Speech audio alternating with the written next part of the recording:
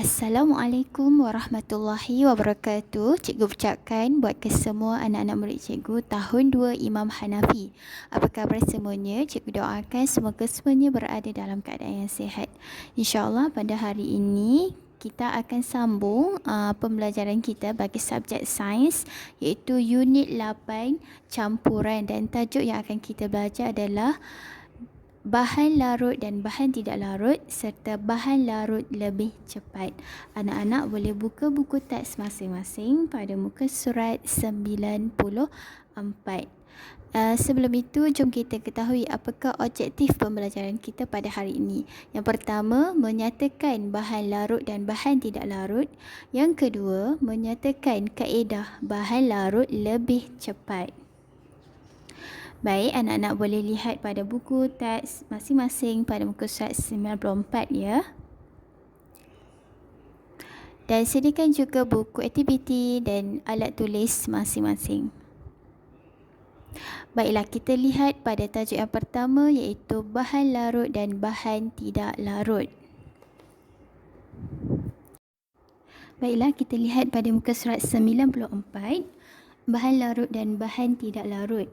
Okey, ada anak murid di situ, itu Nisa. Nisa memasukkan dua bahan ke dalam air dan mengaduknya. Mengaduknya ni bermaksud mengacau. Okey, kacau. Alright.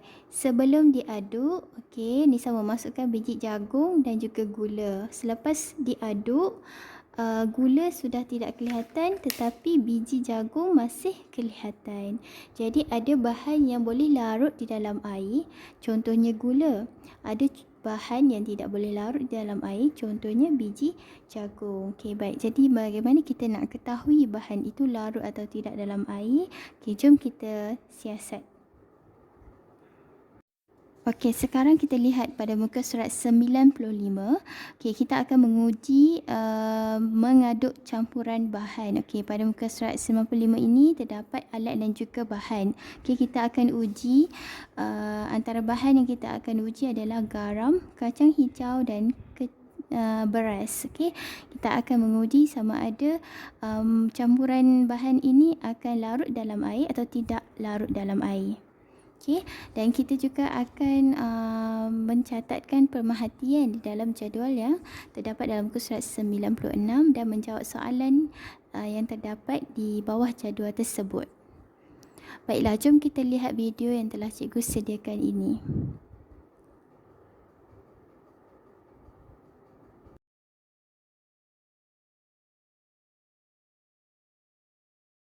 Miki dan ayahnya memakan snack sambil menonton TV.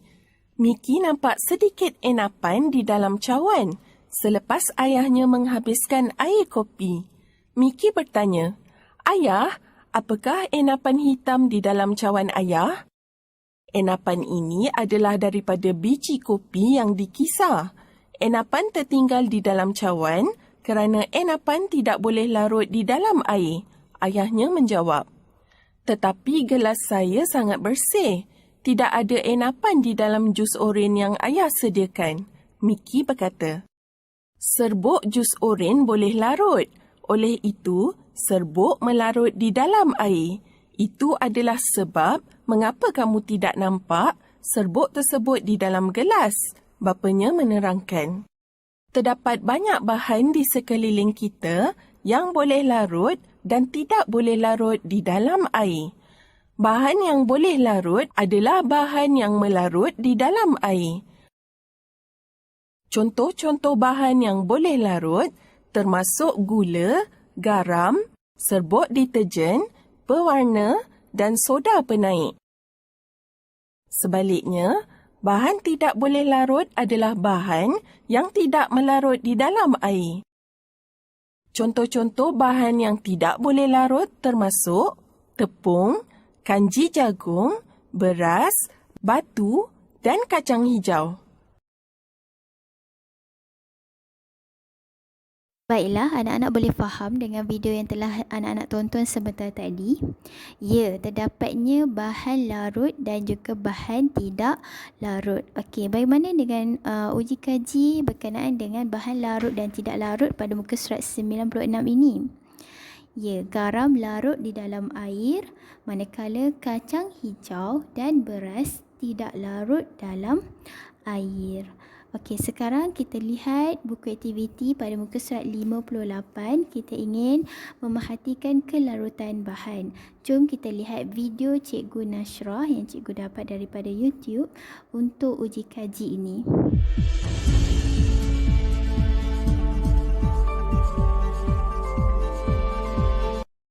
Okay, Assalamualaikum. InsyaAllah pada hari ini kita akan buat uji kaji memerhatikan kelarutan bahan. Okey, bahan-bahan yang kita akan gunakan pada hari ini ialah kacang tanah, kacang hijau dan gula. Okey, masukkan air dalam bekas. Okey. Okay, kita masukkan 1 sudu kecil bahan ke dalam setiap bekas. Okey. Okay, kita masukkan 1 sudu kacang hijau dan 1 sudu gula. Okey, masukkan.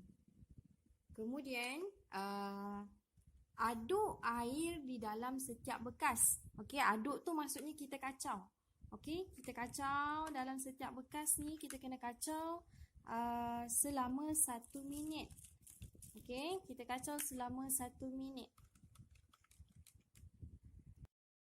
Selepas 1 minit diaduk, kita boleh perhatikan kacang tanah tidak larut di dalam air. Okey, sama juga kacang hijau tidak larut di dalam air. Manakala gula, okey, gula kita perhatikan sini, gula larut di dalam air.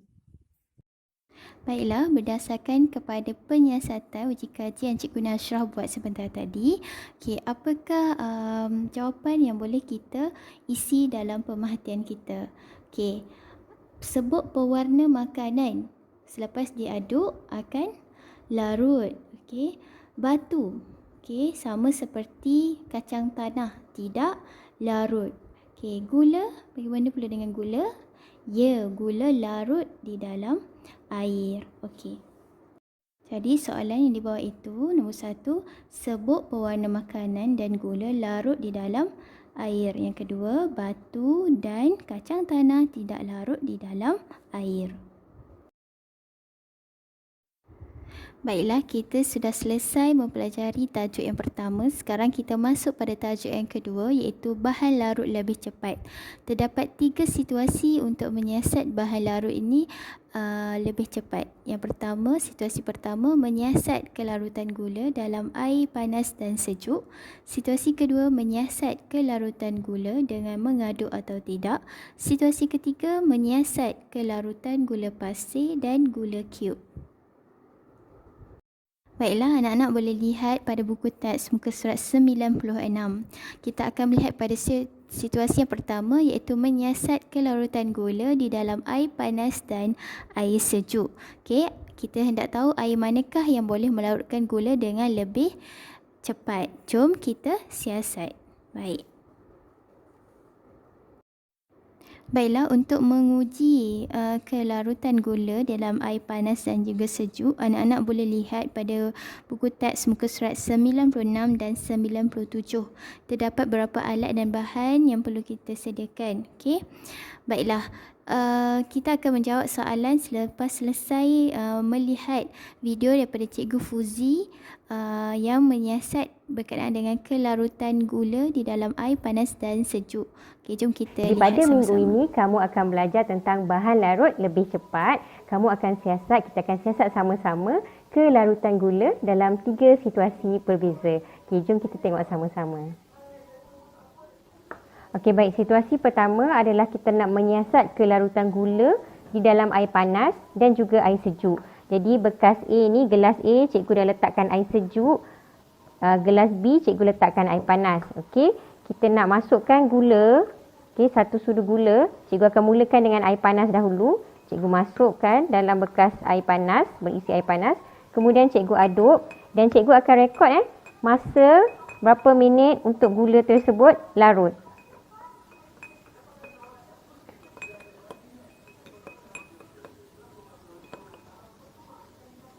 Okey, dah larut Jadi masanya dalam 7.88 saat. Okey, sekarang kita nak kaji pula untuk air sejuk. Okay, cikgu akan masukkan sama juga amount gulanya, 1 sudu. Okey, masukkan dalam air sejuk. Okey, kemudian cikgu set masa dan kita kacau.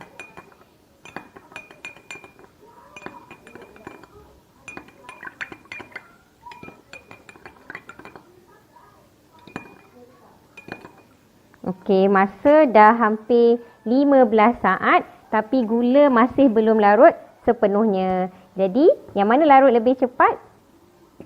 Okey, pandai. Gula larut dengan lebih cepat di dalam air panas. Baiklah, anak-anak boleh faham dengan video yang Cikgu Fuzi tunjukkan sebentar tadi.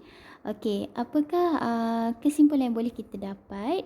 Okey, kesimpulan yang boleh kita dapat berdasarkan uji kaji berkenaan dengan kelarutan gula di dalam air panas dan air sejuk ialah bahan boleh dilarutkan dengan lebih cepat di dalam air panas berbanding dengan di dalam air sejuk.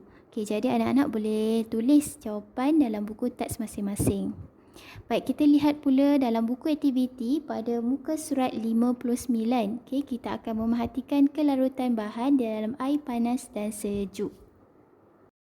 Baiklah, untuk uji kaji ini kita akan melihat video uji kaji daripada Cikgu Nashrah. Cikgu ambil daripada YouTube. Okey, untuk kita lebih faham berkenaan dengan kelarutan bahan di dalam air panas dan sejuk. Baik, anak-anak lihat betul-betul ya.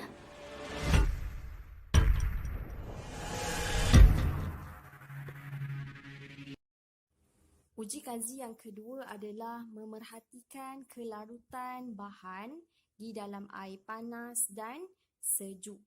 Okey, kat sini saya dah sediakan susunan alat dan bahan iaitu air sejuk, okey, air pada suhu bilik dan ni adalah air panas. Okey. Okey, kemudian serbuk koko dimasukkan ke dalam ketiga-tiga cawan ini. Okey.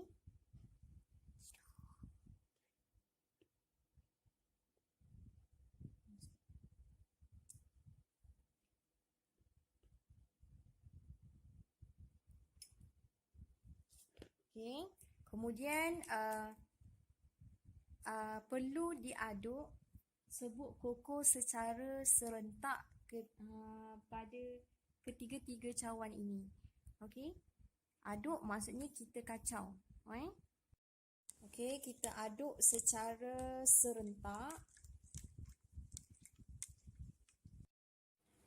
Okey, semasa diaduk, kita boleh lihat tempoh serbuk koko larut di dalam air panas adalah paling cepat.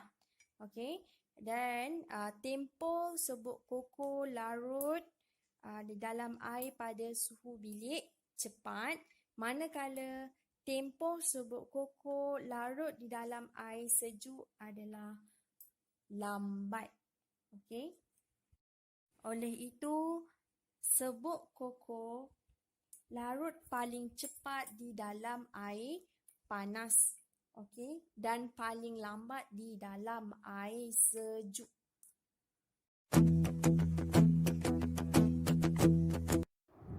Baiklah, berdasarkan uji kaji yang dilakukan oleh Cikgu Nashrah sebentar tadi, jom kita jawab persoalan yang terdapat dalam buku aktiviti muka surat 59. Baik, tempoh serbuk koko larut dalam air sejuk adalah lambat, pada suhu bilik cepat dan dalam air panas paling cepat. Nombor 1, serbuk coklat larut paling cepat di dalam air panas dan paling lambat di dalam air sejuk. Nombor 2, bahan boleh dilarutkan dengan lebih cepat di dalam air panas berbanding di dalam air sejuk. Baiklah, sekarang kita lihat pula pada situasi kedua, iaitu kita ingin menyiasat kelarutan gula dengan mengaduk atau tidak. Okey, ada persoalan anak murid di situ mengatakan, mengapakah air teh ini masih tawar walaupun telah diletakkan gula? Baiklah, anak-anak boleh lihat pada buku teks masing-masing pada muka surat 97 dan juga 98. Baiklah, pada muka surat 97 ini kita akan menyiasat kelarutan gula dengan mengaduk atau tidak. Mengaduk ni maksudnya kita kacau. Okey, terdapat alat dan bahan yang perlu disediakan dan juga langkah-langkah yang patut diikuti sewaktu menyiasat kelarutan gula ini. Dan di akhir penyiasatan kita akan jawab soalan Baik, situasi yang satu terdapat di tadi bawah. kita ubah suhu Baiklah, air, jom kita iaitu lihat kita guna video air daripada panas Cikgu dan juga Fuzi. air sejuk. Untuk situasi kedua, kita nak menyiasat kelarutan gula dengan mengaduk ataupun tidak. Okey, jadi sekarang bekas A dan bekas B, cikgu guna air yang sama suhu, air biasa saja. Okey, cikgu akan masukkan gula sama juga, 1 sudu untuk bekas A, 1 sudu juga untuk bekas B. Okey, sekarang cikgu hanya akan aduk bekas B saja. Bekas A cikgu biarkan, cikgu tak aduk. Okey, sekarang cikgu set masa juga, okey? Okey, kita tengok. Bila cikgu aduk,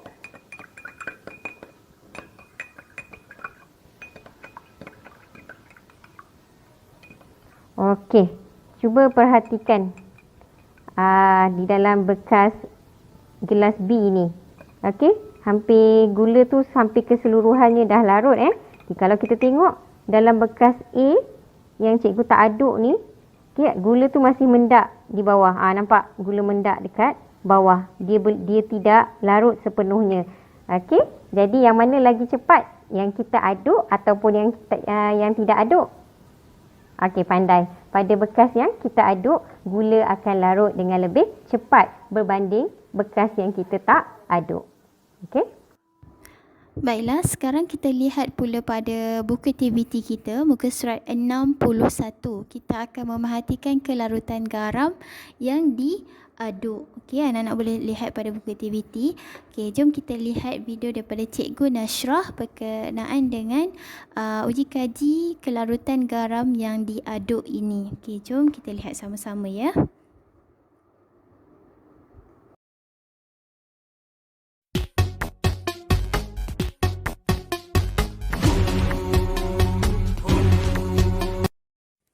Uji kaji yang keempat adalah memerhatikan kelarutan garam yang diaduk. Okey, ada 3 bekas yang sama saiz dan kita isikan air yang sama banyak ke dalam setiap bekas. Okey, ada bekas A, B dan C. Okey, kita akan memasukkan 1 sudu kecil garam ke dalam setiap bekas. Aduk air di dalam bekas A dengan laju, okey, dan aduk air di dalam bekas B dengan perlahan. Lakukan secara serentak. Untuk bekas C tidak perlu diaduk. Okey, dan kita perhatikan garam di dalam setiap bekas tersebut.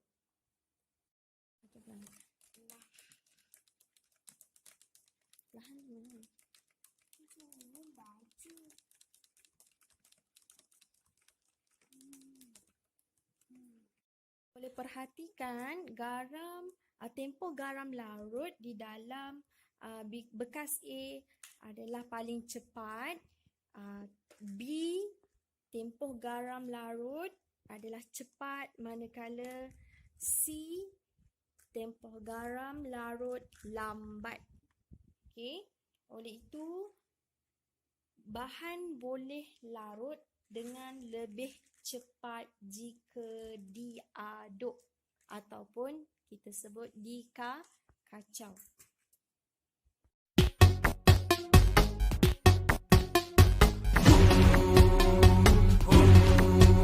Baiklah, berdasarkan video penyiasatan daripada Cikgu Nashrah sebentar tadi, jom kita jawab soalan yang terdapat dalam buku aktiviti muka surat 61. Bika A, tempoh garam larut paling cepat. Bika B, cepat. lambat. Okey, kita lihat pada soalan yang pertama. Garam di dalam bikas C larut paling lambat kerana tidak diaduk. Nombor 2. Garam yang paling cepat larut ialah garam di dalam bikar A. Dan nombor 3. Bahan boleh larut dengan lebih cepat jika diaduk. Baiklah, sekarang kita lihat pula pada situasi ketiga, iaitu menyiasat kelarutan gula pasir dan gula cube. Anak-anak boleh lihat buku teks pada muka surat 98. Okey, kita nak tahu, okey, ada persoalan murid lelaki di situ. Tanya, mengapakah air kopi ini masih tidak manis walaupun saya telah mengaduknya? Okey, jom kita lihat pada muka surat 98.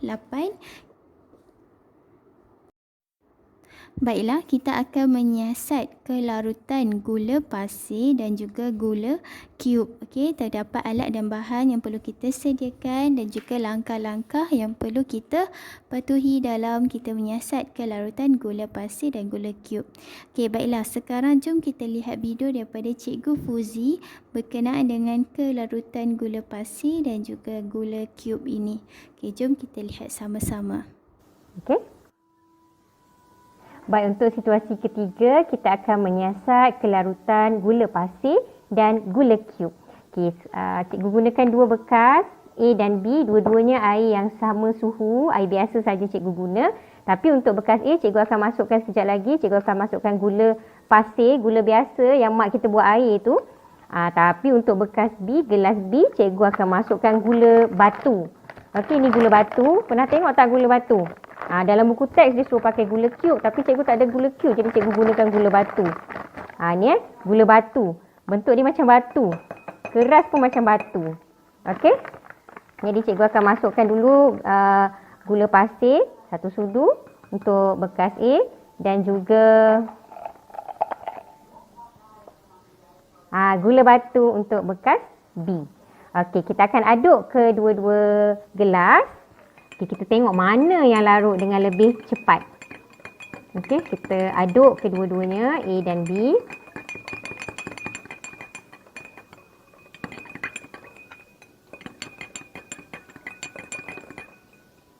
Okey. Okey, kalau kamu dapat perhatikan, gula dah tidak kelihatan di dalam bekas A, dalam gelas A. Jadi gula dah larut dalam gelas A. Tapi kalau kita tengok pula bekas B, okey, masih nampak dekat situ. Gula batu masih di situ, dia belum larut. Jadi apa yang berlaku di sini adalah gula pasir larut lebih cepat kerana apa agaknya?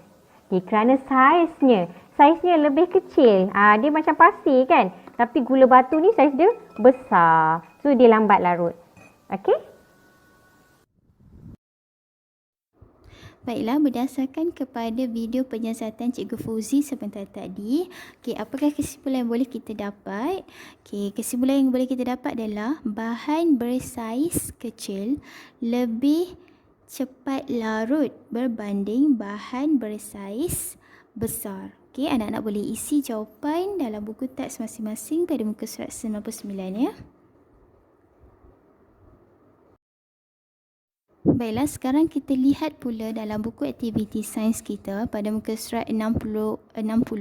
Kita ingin memerhatikan kelarutan gula cube, gula pasir dan juga gula halus. Jom kita lihat video daripada Cikgu Nashrah ini. Berkenaan dengan penyiasatan pada muka surat 60.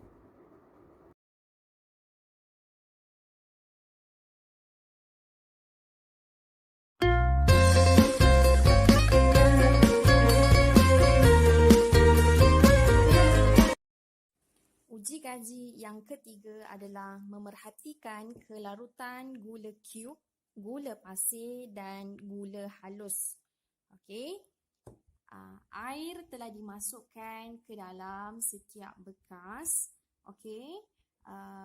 Kemudian kita akan masukkan seketul gula cube. Ni gula cube.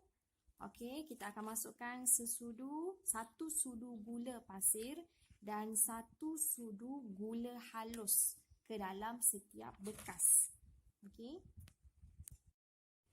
Okey, sebelum memulakan uji kaji, mari kita lihat bahan yang kita akan gunakan, iaitu ini adalah gula cube. Okey, kemudian gula pasir dan akhir sekali gula halus. Okey, seketol gula cube kita masukkan ke dalam bekas. Okey, kemudian kita masukkan 1 sudu gula pasir. Okey. Dan kita masukkan 1 sudu gula halus. Okey, 1 sudu gula halus. Okey, kemudian kita perlu aduk air ke dalam tiga-tiga bekas secara serentak. Okey. Okey, kita aduk ketiga-tiga air di dalam bekas secara serentak. Okey, tempoh gula halus larut paling cepat. Okey, tempoh gula pasir larut adalah cepat, manakala tempoh gula cube larut lambat. Oleh itu, bahan boleh larut lebih cepat dengan menggunakan saiz bahan yang lebih kecil.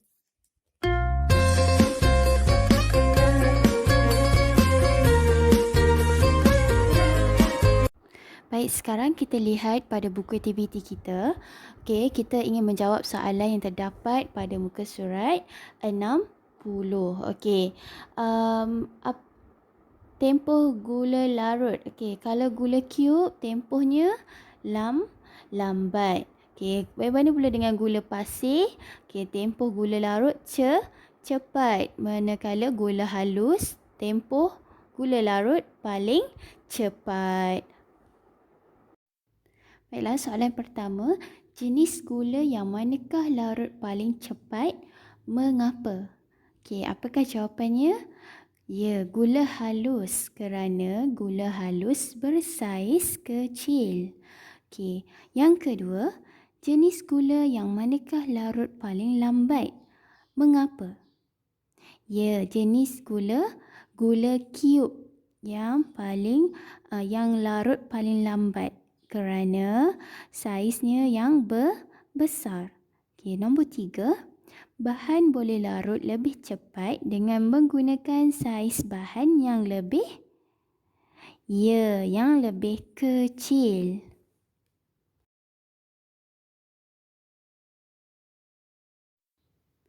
Baiklah, berdasarkan penyiasatan sebentar tadi, terdapat 3 rumusan yang boleh kita dapati daripada penyiasatan tersebut. Yang pertama, bahan boleh dilarutkan dengan lebih cepat apabila di dalam air panas.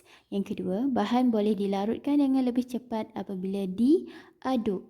Dan ketiga, bahan boleh dilarutkan dengan lebih cepat apabila saiz bahan lebih kecil. Baiklah anak-anak, kita sudah selesai mempelajari keseluruhan tajuk yang terdapat dalam unit 8 campuran. Baik, bagi mengukuhkan lagi kefahaman kita, anak-anak diminta untuk membuat latihan sains dalam buku aktiviti sains pada muka surat 62. Okey. Dan seterusnya akan ada satu projek sains berkenaan dengan tajuk ini, unit 8 campuran ini. Cuma untuk projek sains ni cikgu akan beritahu pada video yang lain. Cikgu akan bagi penerangan berkenaan dengan projek sains ini pada video yang lain. Baiklah. Sampai di sini saja pembelajaran kita pada hari ini. Cikgu harapkan semoga anak-anak faham dengan apa yang telah kita pelajari. Terima kasih semuanya. Cikgu harap anak-anak boleh faham. Selamat menjawab latihan dan teruskan bersemangat untuk belajar. InsyaAllah kita berjumpa lagi untuk sesi pembelajaran seterusnya. Assalamualaikum warahmatullahi wabarakatuh.